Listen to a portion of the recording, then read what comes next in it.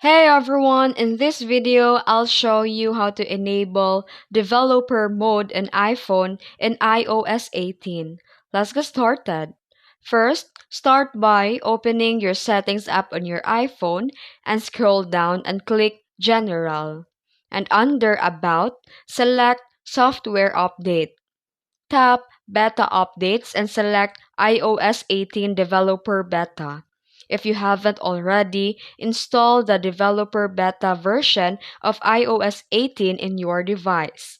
And once you see the iOS 18 developer update available, tap Download and Install and wait for the installation to finish. This may take a few minutes.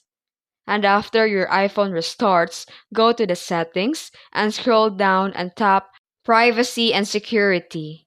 Here, scroll to the very bottom of the Privacy and Security page and you'll see a developer mode. Tap it and toggle the switch on. Your iPhone may prompt to restart. Simply confirm to complete activation. And once enabled, developer mode allows you to access advanced features, test apps, and connect your iPhone to Xcode for development purposes. And that's it. If you found this video helpful, don't forget to like and subscribe for more tutorials. Thanks for watching.